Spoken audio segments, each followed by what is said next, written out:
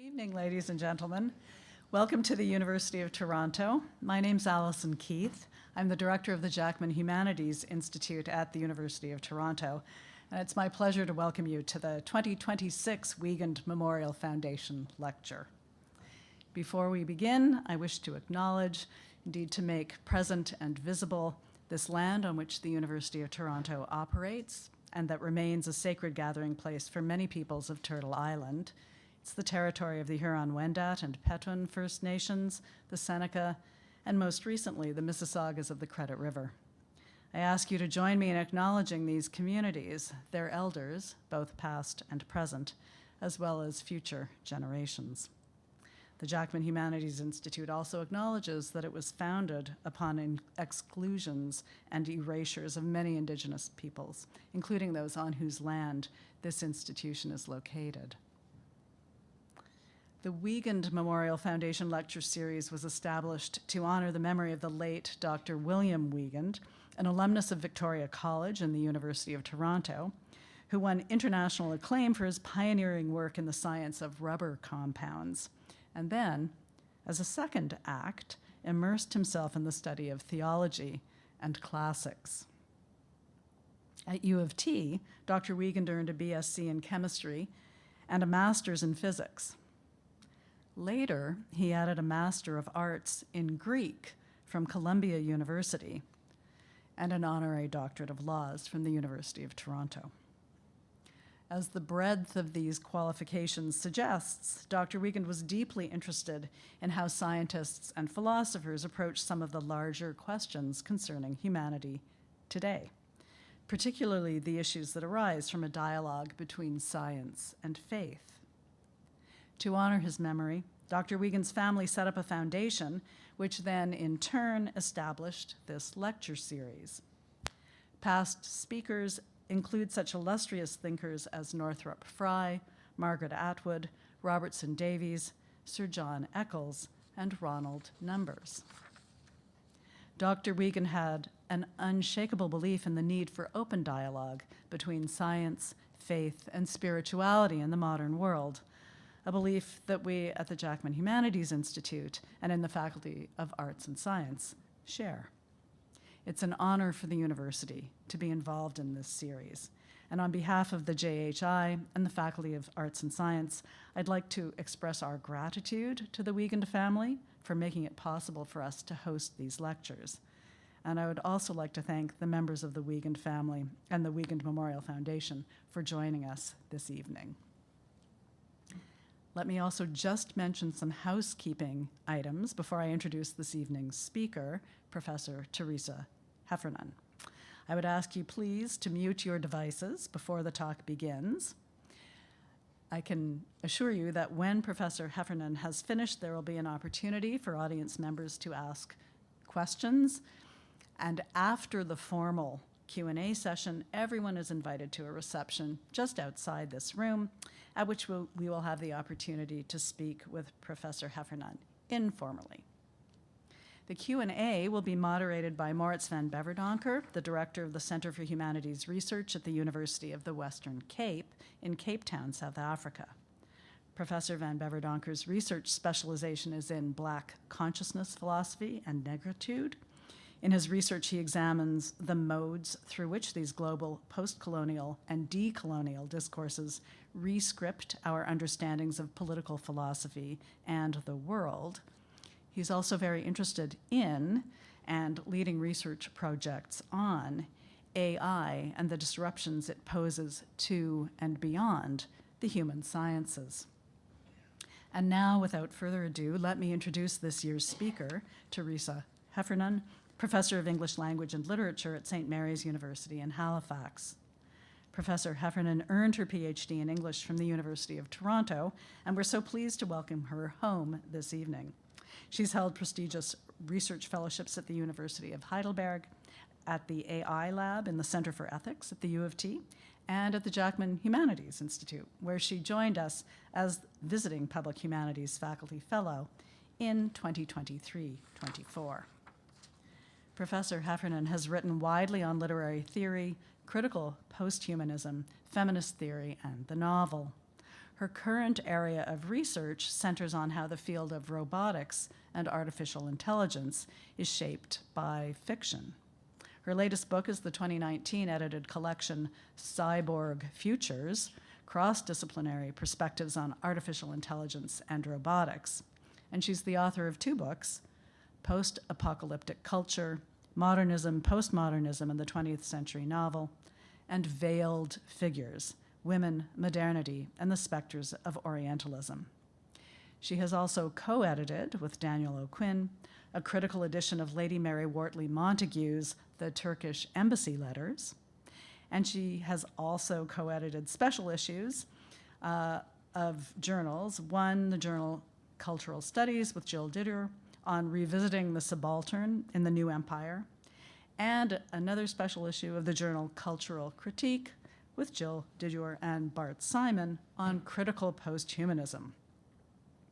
This evening, she's actually not going to speak to us about where artificial intelligence and fiction meet. Rather, she has changed her title. Can I preempt you by announcing the new title? Okay.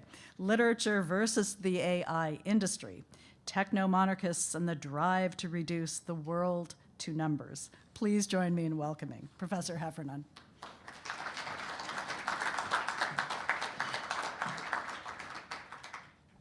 So thank you all for coming out, and thank you, Alison, for the introduction, and also for being such a fantastic director of the Jackman Humanities Institute, and also thank you to the Wiegand family for supporting the humanities. You know, it's been rough for the humanities the last couple of decades. So the talk title has changed, and so let me just repeat it. It's the literature versus the AI industry, techno-monarchists and the drive to reduce the world to numbers. So there have been a number of research centers that have opened up recently with the mandate to study the impact of AI on society. To name a few, the Stephen Schwarzman Center for the Humanities at Oxford, which houses the Institute for Ethics in AI, the interdisciplinary Schwarzman College for Computing at MIT, which proposes to, quote, bring the power of computing and AI to all fields of study, and the Schwartz-Riesman Innovation Center for Technology and Society here at U of T that was launched in 2019. At the time, Geoffrey Hinton, often referred to as one of the godfathers of AI, said, quote, "I hope this center will be the place that deep learning disrupts the humanities." If it is best to assess whether a particular technology is useful in addressing a well-defined problem, why bring computing and AI to all fields of study, and why disrupt the humanities? But perhaps this drive to impose AI on society is not that surprising given the corporate ties of the backers of these institutions. Stephen Schwarzman, a Trump supporter and CEO of Blackstone, one of the largest American private equity firms, is also one of the largest investors in AI infrastructure.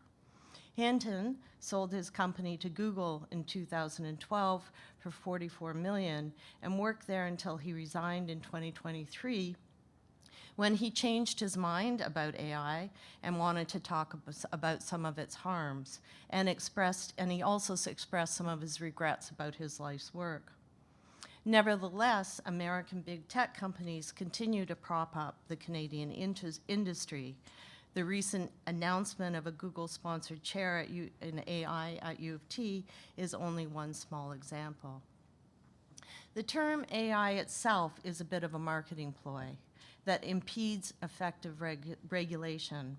Many diverse technologies fall under this banner, encompassing anything from reinforcement algorithms that operate elevators to large language models that generate text like Gemini or ChatGPT. I use the term AI industry to refer to the long history of computing, the infrastructure required to service it, and the way it has, from its origins, used fiction to market machines as possessing a human-like intelligence. In this talk, I want to consider how both this relatively new technology disrupts the humanities and is reshaping society, and to suggest that using the humanities to disrupt the AI industry might in fact be a better plan. In the 19th century, Charles Babbage was working away on plans for his calculating engine, which is the basis of the modern computer with its digital idiom of zeros and ones. His engine was inspired by the textile industry, and in particular the jacquard loom, that operated with a punch card system that used a binary code of punched holes or no punched holes to create designs in fabric. Babbage was enthralled with his invention and wrote to a friend in France, "You are aware that the system of cards which Jacquard invented are the means by which we can communicate to very ordinary looms orders to weave any pattern that may be desired. Availing myself of the same beautiful invention, I have tried by similar means communicated to my calculating engine orders to calculate any formula, however complicated." Notice in this quote that there's no mention of the artists who actually do the designs for the looms. If Babbage's sole focus was on crunching numbers, his collaborator, Ada Lovelace, was quick to recognize that the proposed analytical engine could also manipulate other symbols. She speculated that, for instance, the engine might compose elaborate and scientific pieces of music, and she is credited with writing the first computer program. Babbage described Lovelace as, quote, "that enchantress who has thrown her magical spell around the most abstract of sciences and has grasped it with a force which few masculine intellects, in our own country at least, could have exerted over it." As Sidney Padwa recounts in her brilliant graphic novel, The Thrilling Adventures of Lovelace and Babbage, the mostly true story of the first computer, baby Ada Lovelace was whisked away by her mother to prevent her from any contact with her father, the mad, bad, and dangerous to know poet Lord Byron. She was raised as a mathematician in the hopes that it would dissuade her from what her mother insisted was the corrupting influence of poetry. Ada's nurse was instructed to always speak the truth to her and not to tell her any nonsensical stories.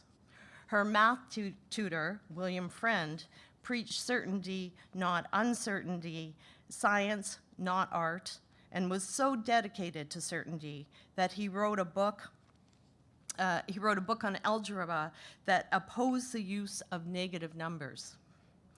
Despite his stern opposition to art, however, he did write a Rabelaisian satire about the zero, where professors who are trying to convince the king to teach, quote, "the science of nothing" to all the youth in the land are met with the king's wrath when he invites his guests to a banquet, only to serve them enormous platters of nothing.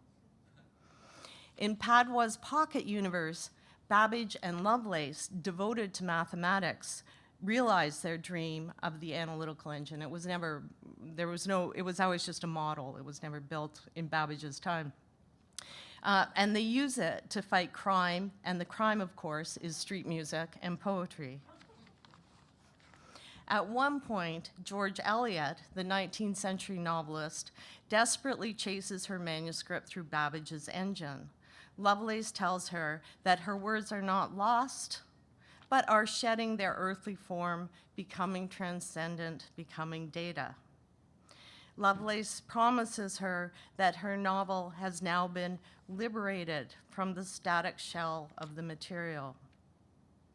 The engine has reduced Eliot's novel that she had begun to say is about a very ordinary parson in a little village to a format that Babbage's promises will allow them to extract every kind of valuable information, letter frequency, word use patterns, all manners of statistical data. And that she shouldn't panic about her manuscript being ripped apart, as with data, they could statistically reconstruct the most probable book. Lovelace assures her that her manuscript has entered into the realm of pure mathematics. a vast body of abstract and immutable truths, and that with the extension of the engine's power to the alphabetical symbols, we may begin a complete analysis of the realm of the human world. Like many writers and artists outraged at the use of their work to train machines who are currently suing AI companies, Eliot yells at them, asking us to imagine a world with more of these diabolical machines, and demanding to know what makes them think that they have the right to do all this. Babbage responds, because we're so much cleverer than everybody else. In other words, literature and more broadly the humanities are treated by the AI industry as serving no purpose unless they are disrupted by computing technology. The latest from this clever crowd are the large language models, or LLMs for short. They are not about truth or accuracy or originality or expertise, and there's no fixing what the industry calls hallucinations, which are not hallucinations but the built-in error rate of a device that works something like a magic 8-ball. One study reports a 60% average error rate across models. Retrieval, augmented generation, and agentic coding may improve the reliability and the usefulness of LLMs for individuals. But chatbots can also be easily gamed or introduce new problems like slopware, basically negligent code.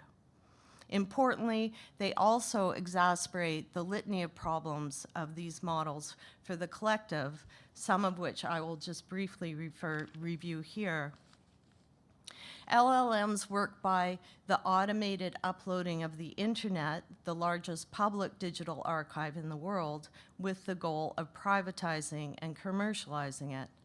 Models disassemble text, like Eliot's manuscript, by translating words or images into numbers, mapping the statistical relationship between words, and then reassembling them based on probability. A massive undertaking that requires billions of mathematical calculations that rely on enormous computing costs.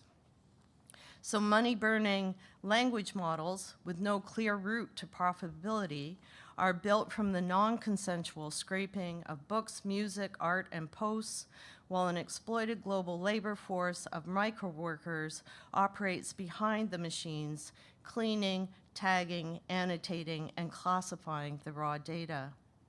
From rural South Asian women filtering violent pornographic material so it doesn't show up in chats, to workers in Kenya or the Philippines pretending to be chatbots, the AI industry is about hiding and degrading labor rather than it is about replacing it.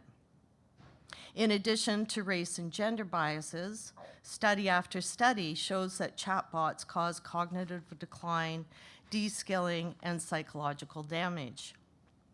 The technology and the infrastructure on which it relies have been heavily funded with public tax dollars, but is owned by tax-averse big monopolies, further facilitating the upward transfer of wealth and consolidating the power of billionaires.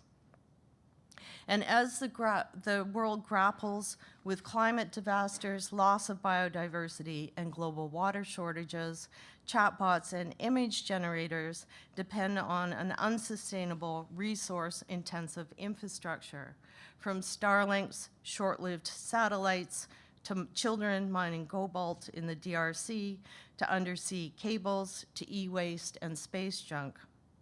Data centers alone drive up pollution and energy costs, keeping the oil industry alive, while guzzling millions of liters of water a day.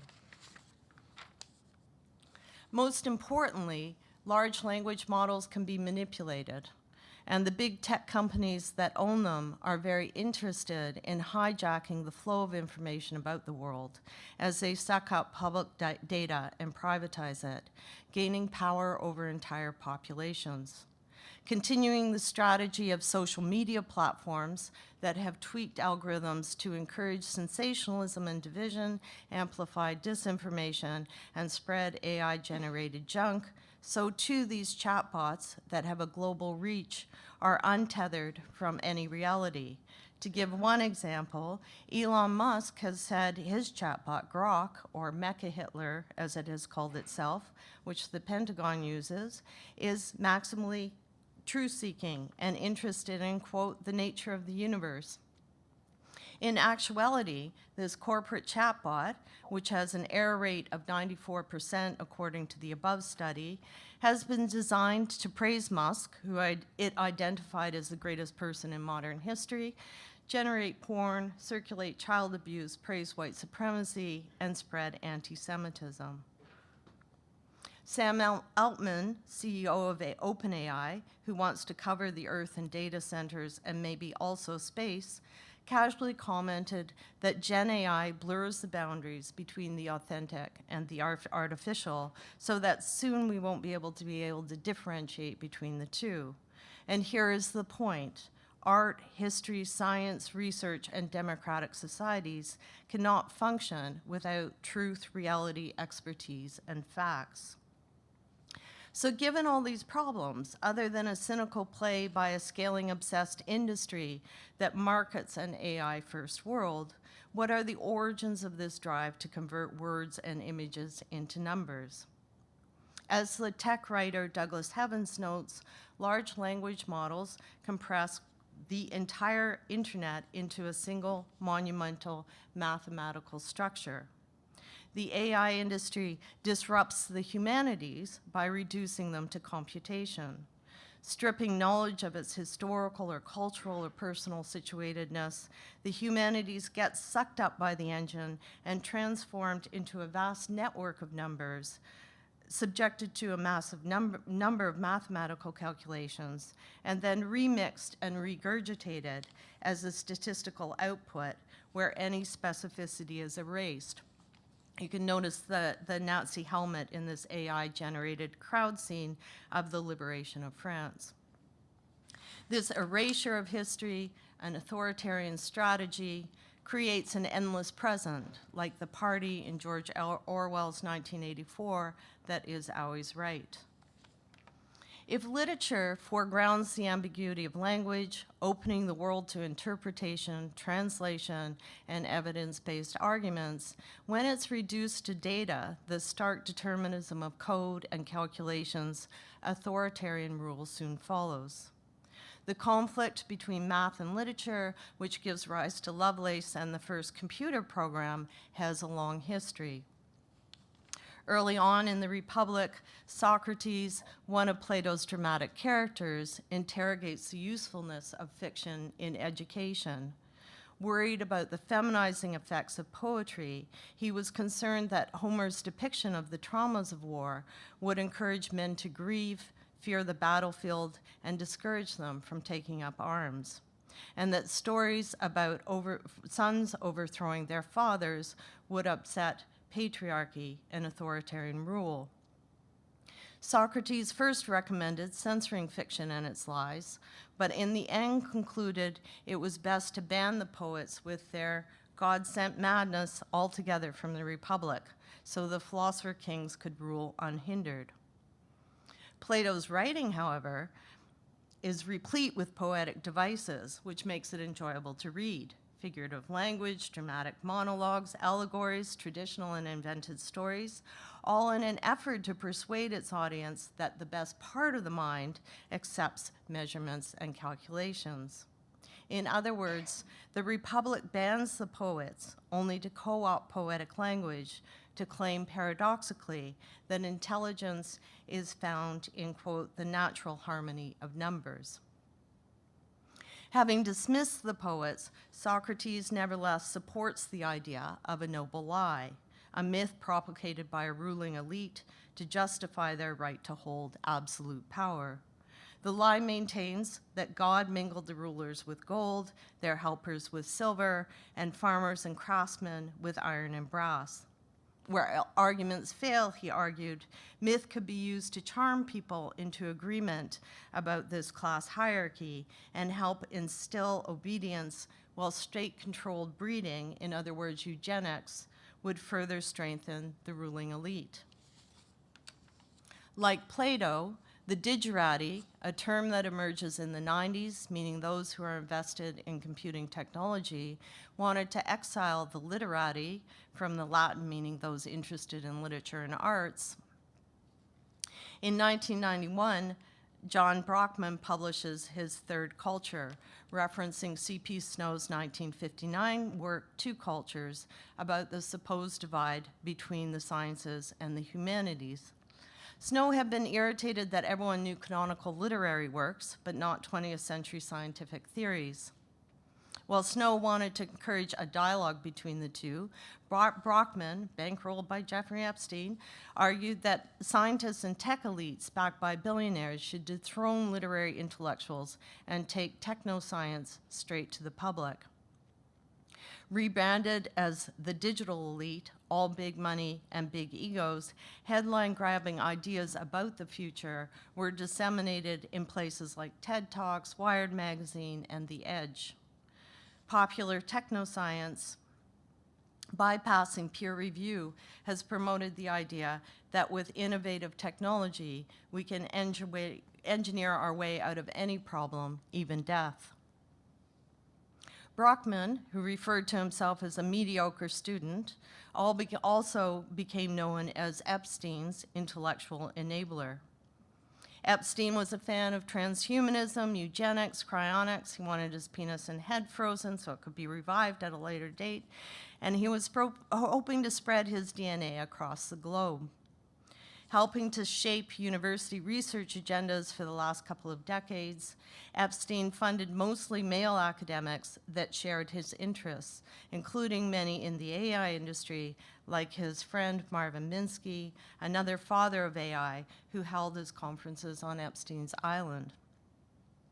While declaring his own interest in making money and irritating people, Brockman, with Epstein often in attendance, held his digerati dinners, which became known as billionaire dinners, attended by minors as young as 12, academics, and venture capitalists, Jeff Bezos, Elon Musk, Bill Gates, and Sergey Brin, amongst others of the Move Fast and Break Things crowd, all attended.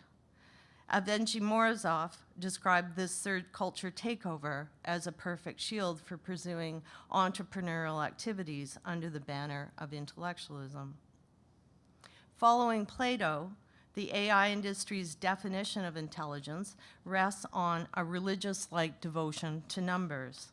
In an interview, Heffernan asked the designers of the OpenAI chatbot whether it was a problem that their view of intelligence is skewed toward the mathematical, analytical end of the scale. The response of the OpenAI researcher was to pull a face and look up at the ceiling and ask why. So let me suggest why. Max Tegmark, the transhumanist and director of the Musk-funded Future of Life Institute, believes the true nature of the universe is mathematical and thus computable. Math is not just one means of understanding the universe, rather, he argues, numbers make up its fundamental structure. As consciousness, in his view, is no more than information processing, and humans are no more than biological computers, the substrate is irrelevant. So superintelligent machines, he declares, will soon gain consciousness and spread throughout the universe. This coming intelligence is already evident, Tegmark argued recently in a CBC interview, in chatbots like Grok and ChatGPT that he declares have already mastered language and will give rise to what the top AI scientists on the planet, like Hinton, call a new species that will take control.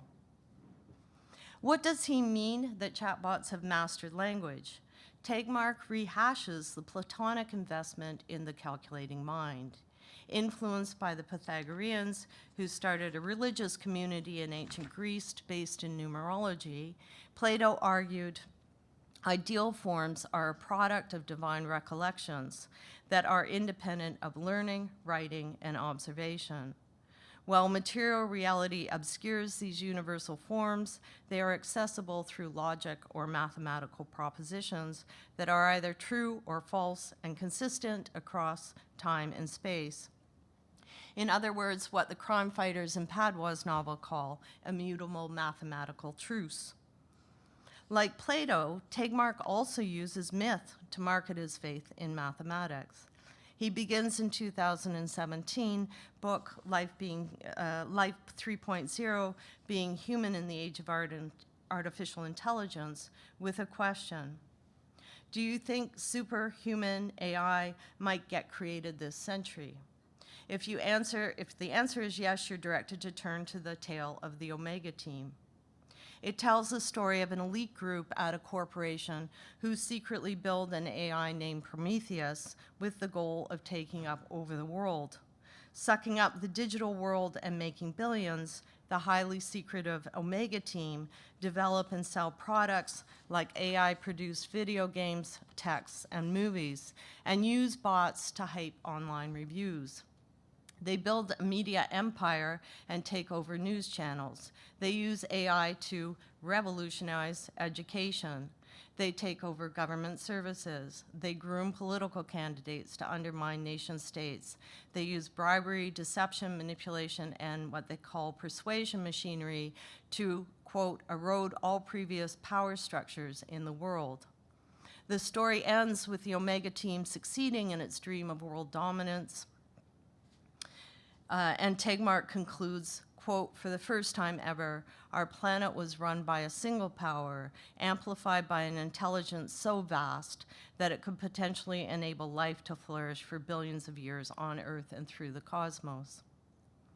Before his book was published, Tegmark had organized a conference that was closed to journalists with many well-known players in the AI industry. To name a few, Ray Kurzweil at Google, Demis Hassabis, DeepMind, Nick Bostrom, Oxford's now defunct Future of Humanity Institute, Eric Schmidt, Alphabet Inc., Yan LeCun, Meta, Yoshua Bengio, Mila, Mustafa Suleyman, Microsoft, Elon Musk, X, and Larry Page, Google.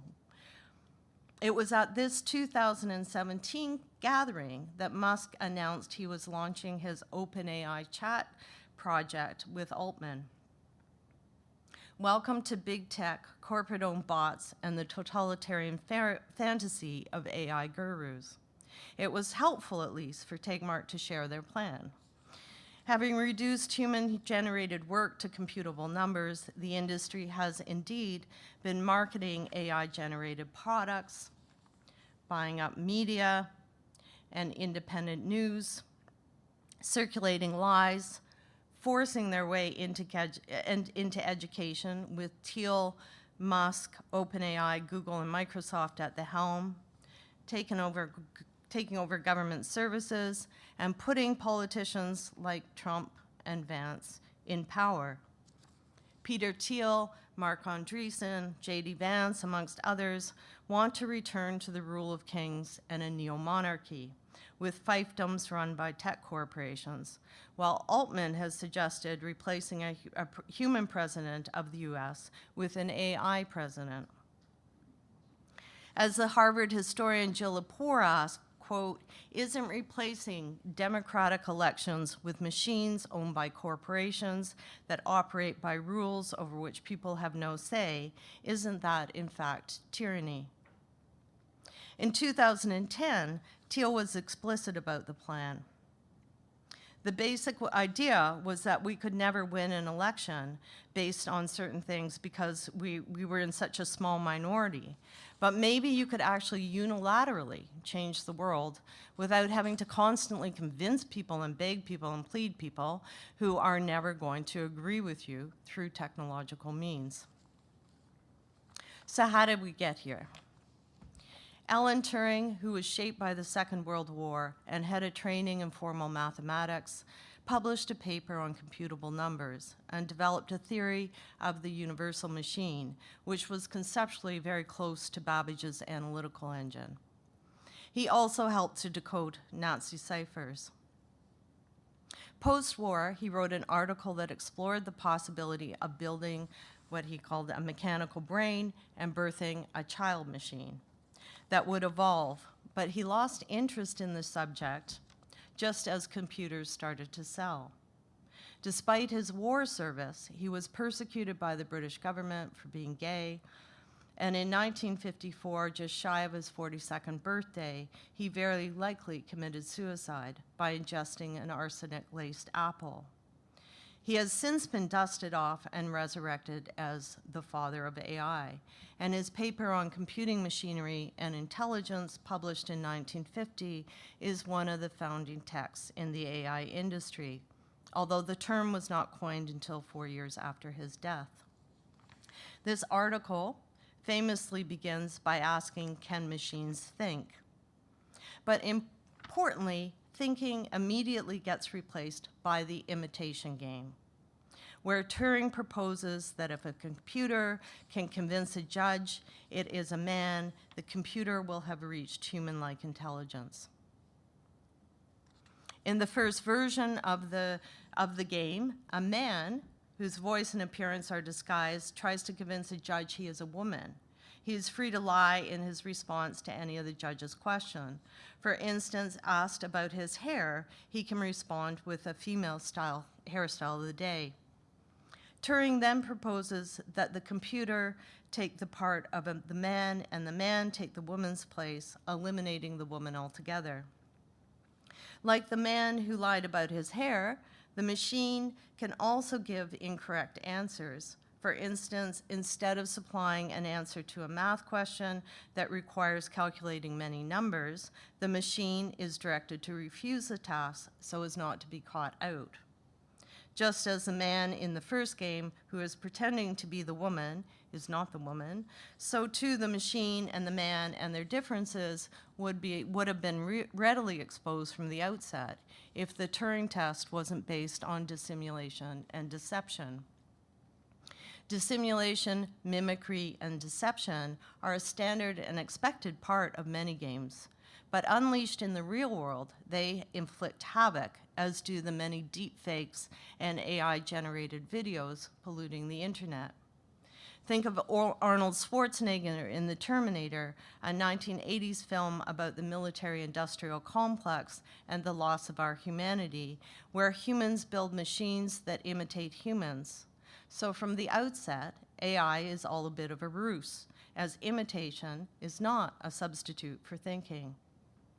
In 1946, when the mathematician Douglas Hartree and Turing were interviewed by the press about the British computer, ACE, Turing said he foresaw a time when it would be just as easy to ask a computer a question as a man. Hartree disagreed, warning that, quote, the fashion which has sprung up in the last 20 years to decry human reason is a path that leads straight to Nazism.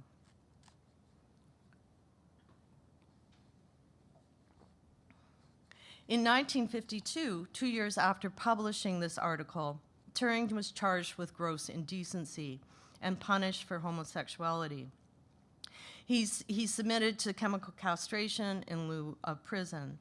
According to his biographer, Andrew Hodges, following this ordeal, Turing found mathematics less and less satisfying. He turned to Forrester and Tolstoy. He started seeing a psychoanalyst who encouraged the synthesis of thought and feeling, and he began to collect plants and research morphogenesis. In Will Eves' impeccably researched novel Murmur, an avatar based on Alan Turing reconnects with his body and feeling after being forced to undergo devastating injections by those mechanically following orders to render him a sexless person.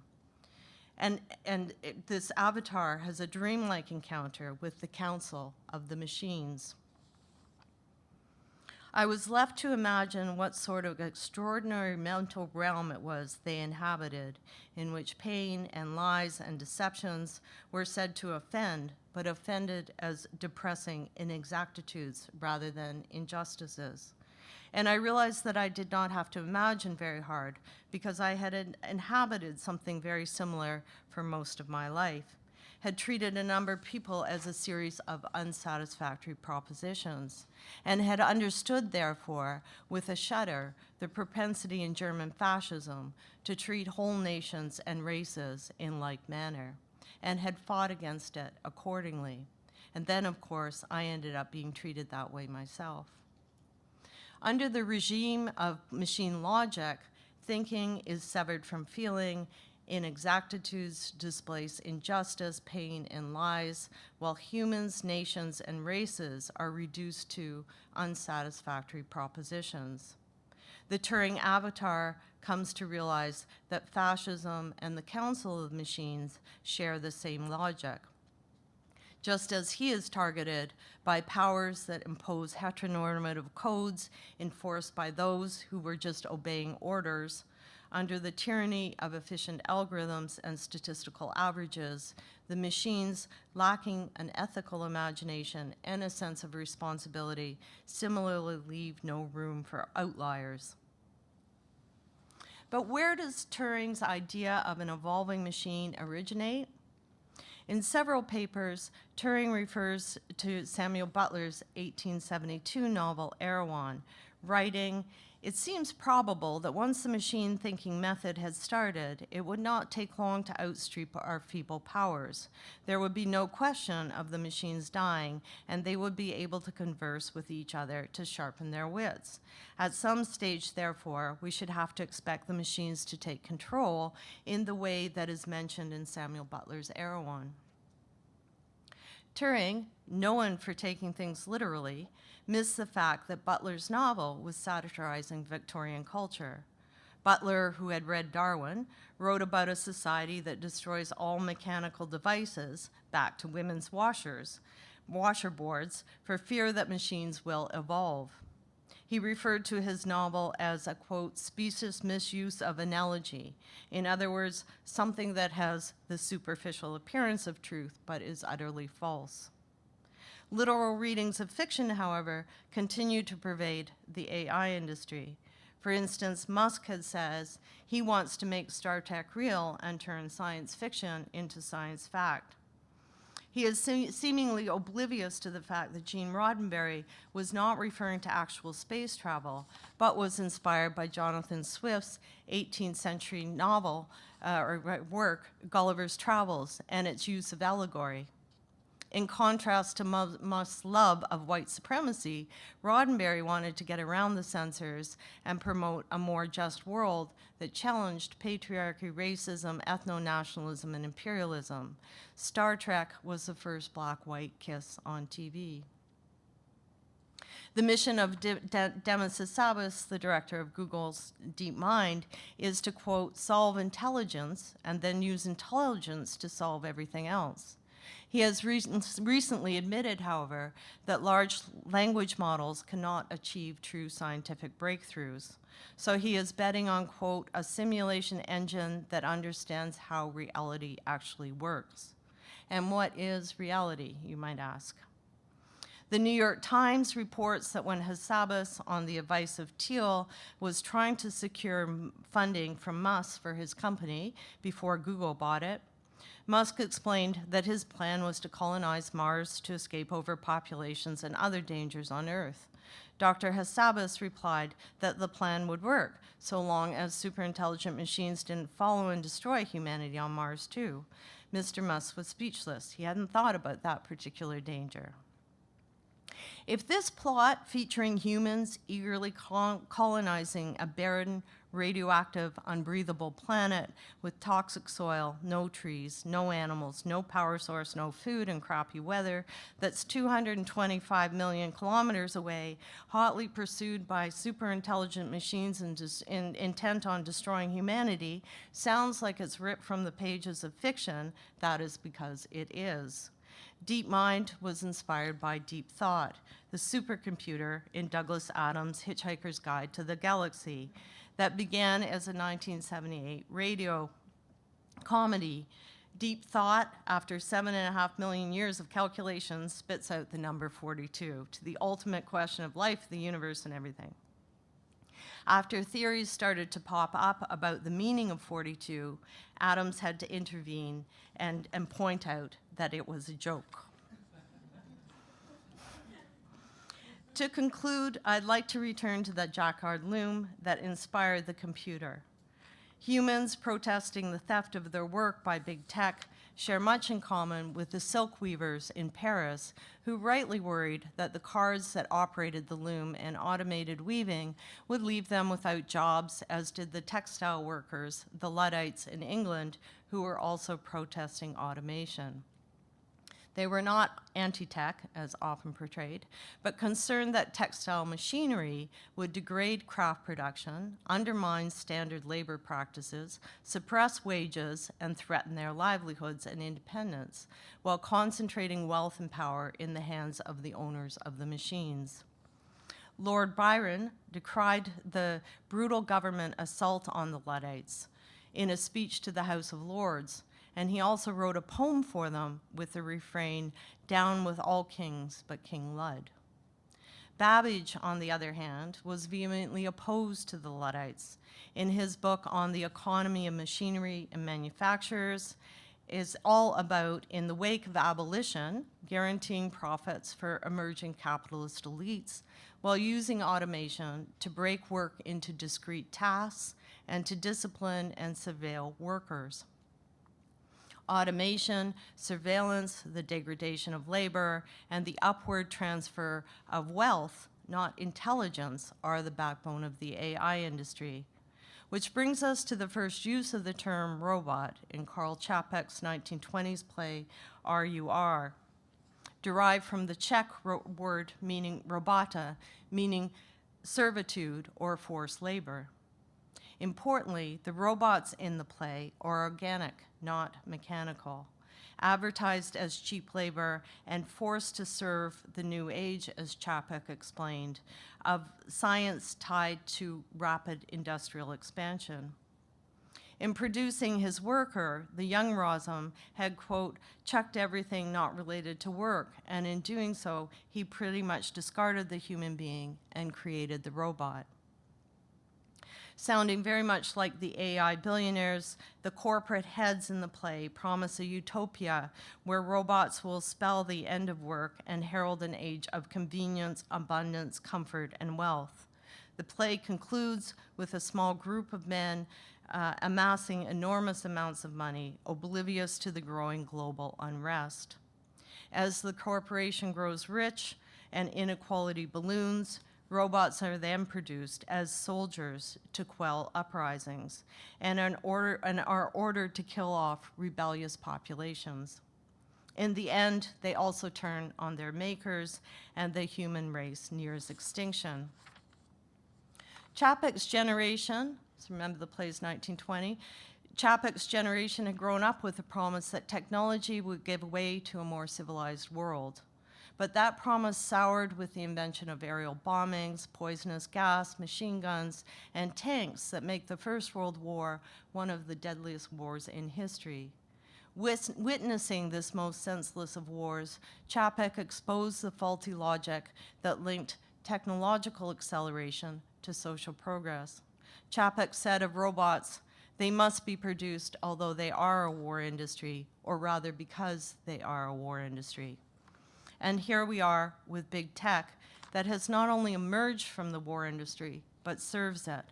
From Meta to Anthropic to OpenAI to Microsoft to Google, they are all heavily invested in surveillance technology with disastrous consequences from Gaza to the streets of America.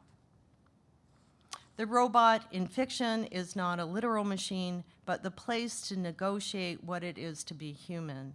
If in Čapek's play, the fantasy of imagining the human as an efficient machine ends with the near extension of all life, life is finally salvaged with the return of love, laughter, and empathy, none of which can be programmed or manufactured or sold.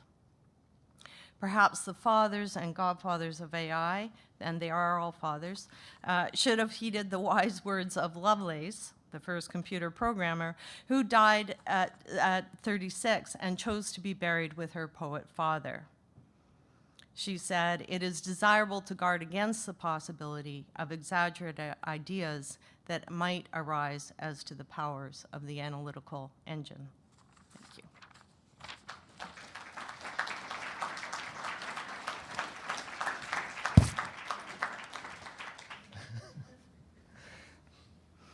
Thank you, Teresa. That was a wonderful talk. I mean, there is so much to get into with what you were speaking about, but It covers a lot.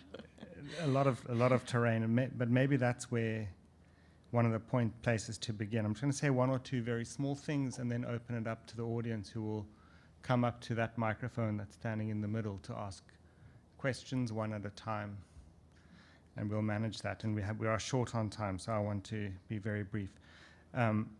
But the great psychoanalyst Felix Guattari made the argument that a concept can never operate outside of the terrain that grounds it. And I think that's part of the core of your intervention, which is the continuity between these big tech billionaires, capital, colonialism, those kinds of, that arc of exploitation runs through modernity, all the way back to ancient Greece, as you pointed out in your talk. So this question of what is the fiction of AI masking in producing that fiction, in making AI the target of our anxiety, rather than the billionaires that are running the AI companies and extracting labor from us and from machines in order to enhance their own existence at the expense of all of us. Gaza as a case in point, right? So, so in that sense, the target here is more than just artificial intelligence. It's artificial intelligence as a mask of that exploitative kind of drive in society.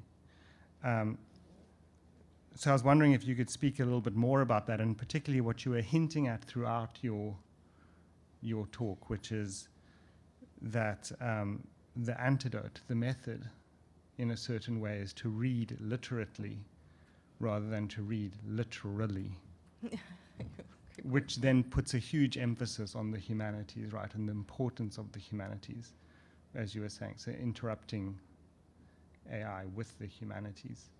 So I've got a lot more to put, but I just wanted to put those Great, yeah, great two questions. small provocations and questions on the table. I don't know if you want to engage with those first, and then we kind of call people up. Sure. Yeah, I mean, I think that you often hear, well, it's just a technology, it's neutral. But it's not neutral, as you say. It's embedded in a whole system. And I think it's important to follow that system. And as I said in the opening, AI is already a sort of marketing term because there's so many different technologies that it actually covers. So what we should be doing, rather than having this AI pushed everywhere, is to ask the question, what's the problem we're trying to solve? You know, and will this technology actually help? A specific technology like image recognition, will it help? But there's so much, and actually you can go back to Turing even for that, where he says, he's actually read 1984 Turing, but he says, by the end of the century, so 1984 is published a year before he publishes his article, and he says by the end of the century, language will have changed so much that we won't have a problem with talking about machines thinking.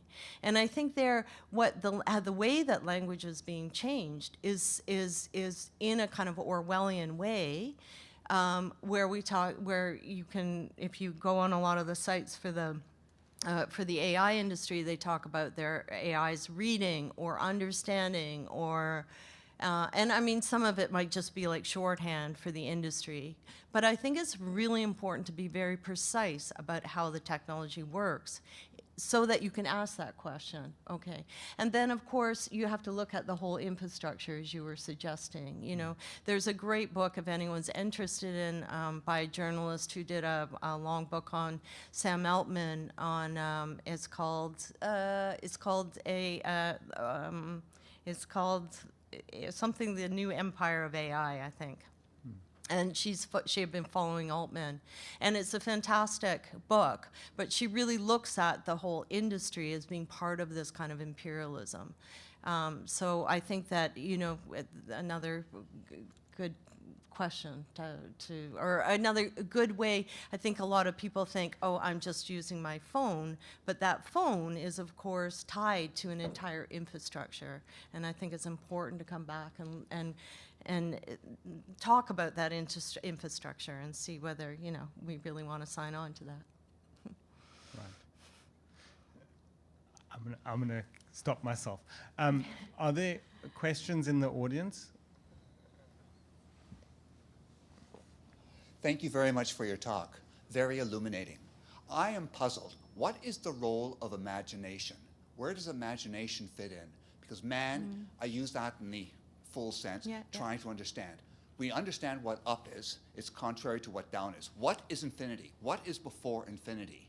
What is timeless? I mean, these are questions which defy even imaginative thinking. And when we talk about artificial intelligence, it's not intelligent. It's basically, as you said, it's numbers doing X, Y, and Z. And where do we go from here? And to me, what causes me the profound concern is what I call control, is that the oligarchs are trying to control things because they are fearing, they are fearful, that they are soft men. And they fear the masses when the masses become royals. And I'm not talking about 1789. With your literary imagination, because when you think of Northrop Frye, who was very magisterial, when he talked about, when he spoke, and when he pioneered, he used his theology, he used his literary in terms of the imagination. AI takes that away, and it reduces us to being less than substantial. And that, to me, is profoundly depressing. Yeah, well, I think that that's what I was trying to get to at the end of the talk, that it is exactly that, like very literal readings. In other words, there's no question of interpretation or understanding allegory or understanding how narrative works or understanding how drama works. Nothing. It's just like, oh, the text, you know, I read this novel and so this must be true. It's just, you know, or watch this TV show. And you see it with Jeff Bezos. Sometimes I don't know how much the tech industry is using the fiction to market and how much they actually believe in this future. You know, whether it's a kind of cynical use of this technology. There's a great book by Brooks, who's a literary critic, and he wrote a book called Seduced by Story. And he talks about, like, why don't we look at other forms, for instance, like Enron's bank statements, you know? No, we just buy the story, you know, oh, it's gonna get rich, right? Like it's money making. And so I think there's a way in which this AI industry has really picked up on that use of story and uses that. But I mean, great points. Like in terms of imagination, I think that if you're always asking those questions as opposed to saying, this is the kind of, you know, this is the way the world works, and that's the end of your question. I mean, you can go back to the medieval scholars, you can go back to Aquinas, you can go back to Augustine, and, you know, they're sensitive to the fact of metaphor, and they're sensitive to the fact of how literature works.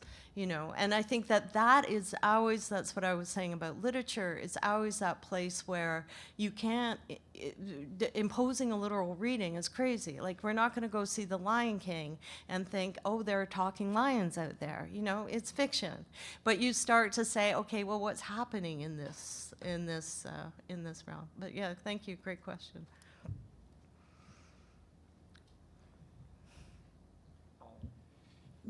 Hi. See if I can make it continuous with your thought.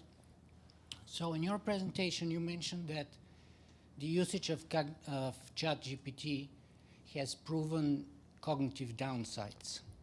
Sorry, has Negative impact on our cognitive performance. Yeah. So I would like to suggest to you that there is a ton of evidence from evolutionary biology, neuroscience, psychology, and cognitive behavioral science that PowerPoints don't work well at all. Yeah. They've been around for 30 years. We've evolved not to deal with this.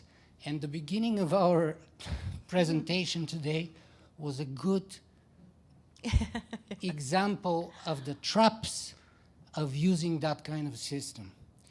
And so don't you find that ironic, number one? And number two is, one of the reasons perhaps that big tech is so successful is because, in my opinion, they're out-literaturing literature. They're what? Sorry, They're out-literaturing literature.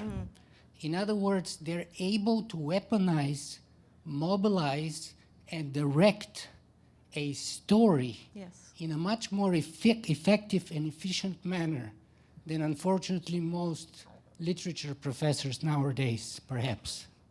And so that's perhaps why they're winning and we're losing. Yeah, I mean, I don't know how much. I mean, they're losing massive amounts of money. This stuff is just kind of burning up money. I mean, that's what they're doing, burning money. And there's no model yet for this profitability of this model. It uses so much computing power. So I'm not sure how much they're winning. But I absolutely agree with you that they mobilize stories in a way to, but they never talk about how the technology works. And that's what I want to come back to all the time, is to say how the technology works. And I absolutely agree with you about PowerPoint. I used it tonight, but in my classes, I never use it. I did for a little bit, and then I was like, no. So why use it tonight? I guess there's like a lot of, Think about it. Any great piece of literature, whether poetic or in prose, convert it into PowerPoint and you destroy it. well, you see, the way I'm using it here is to give quick examples that I don't want to spend a lot of time on.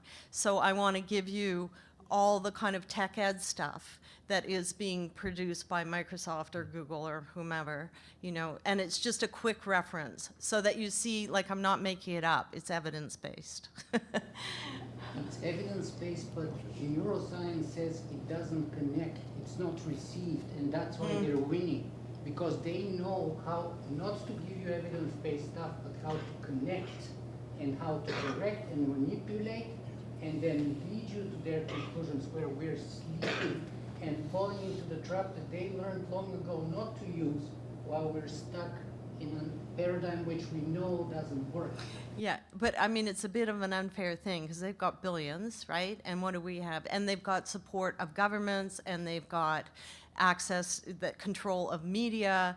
They have, you know, read the New York Times, you will constantly get these pro-AI stories that are not based, like they are fictions. But I mean, they have a lot more reach than me as a literature professor at St. Mary's. But I will say that when I talk to students about it, they don't use AI. They're just, whereas I find, because a lot of people don't understand how it works, so you have to explain how it works, and then they are convinced, because it really is their future, you know? You're talking about all these resources, you're talking about all this energy, water, you know, and these guys are hoping to go to Mars, which, well, now they've redirected that plan, they're going to the moon instead. So we have time for one more question.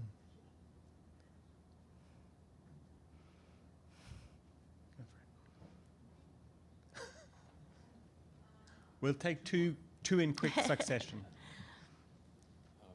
Okay, hi, thanks for the talk. So please correct me if I'm misunderstanding something, but it seems like there's sort of an undercurrent, maybe like in this room and in the talk, that things that are mathematical are not creative, and they're sort of disconnected from human pursuits that are beautiful, like art and poetry and all these other nice things. So I study math, and then I feel in my day-to-day life there are many very beautiful things and very creative things that arise in math, and most of my colleagues would agree. So I guess I'm wondering, like, why, just because something can be reduced to like mathematics and numbers, that to me is not enough to demonstrate that it's not creative or worthy of engaging with or pursuing. Right, yeah, and that's not what I mean, that's what I was trying to, maybe I qualified it by saying when math is the only way of understanding the universe. And that's where Plato and the Noble Lie come in, and that's where some of the AI industry people come in with that same belief that math is a kind of fundamental structure as a way of, as opposed to one way of explaining the world. And often, so I don't know, I think, you know, like Like, I loved reading Friend, who's the 18th century mathematician who's against negative numbers, who taught Ada Lovelace. You know, of course, he writes this whole Rabelaisian satire. It's great. So I wouldn't want to at all say that it's not creative or it's not worth studying. Of course, math does really important things in the world. So I don't want to say that. What I want to say is when it turns into a kind of religion, when it's this kind of foundational belief, I think that there are issues. We can squeeze you in very quickly. Okay, so can I speak from here? Thank you. I want to give legit example, and it is actually continuation of the previous question. It's about number 42. It's already known to many people, so I don't think I disclose the secret. What is number 42? It is 0 plus 6 multiplies 7. So according to Kabbalah, 0 is the earth, the foundation, 6 is the sun, and 7 is Venus. So what does it mean? Because it's going a little bit toward astronomy or cosmology. So what does it mean? Earth, love, sun. Venus is love.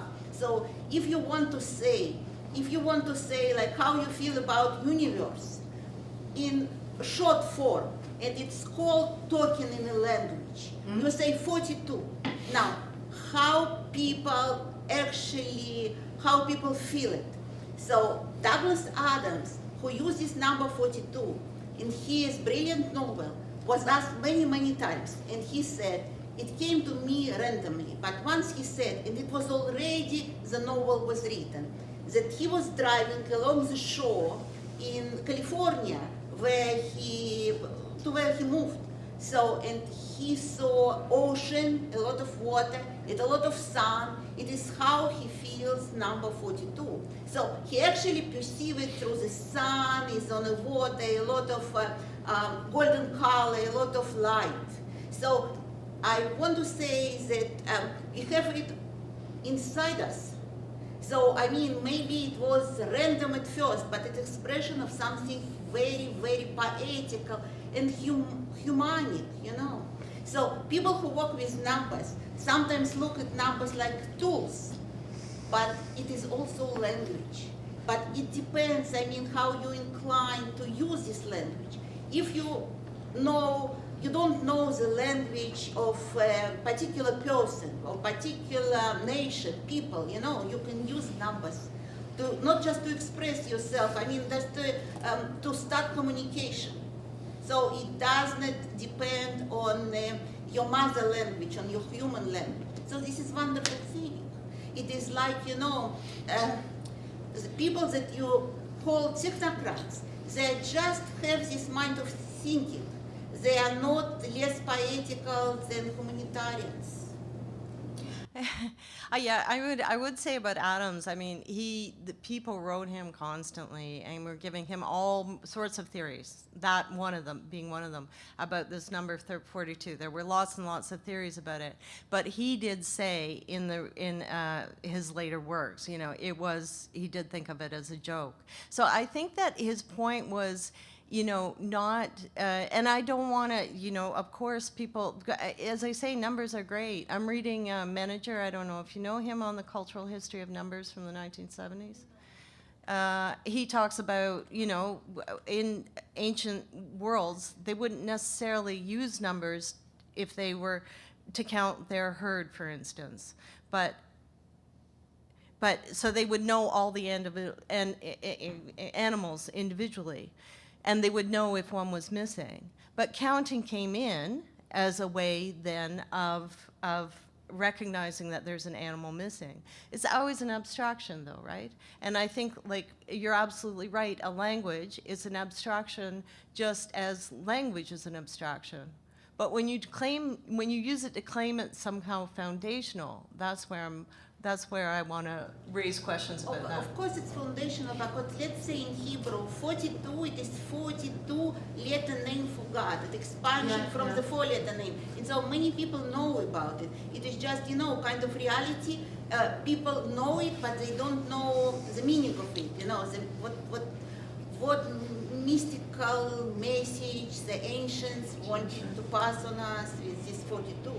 So, I mean, we are still maybe behind, okay, there is technocratic Western civilization approach and holistic approach from the East, so we still don't fuse them together.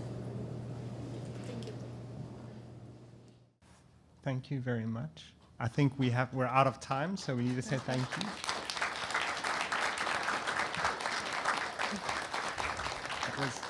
Thank you all for coming. Alison is going to quickly say a few words before we go to the reception. I'm just going to thank our speaker and our moderator again. I have gifts for both of them, and I'd like to invite everyone to join us at the reception just outside as well. Thank you.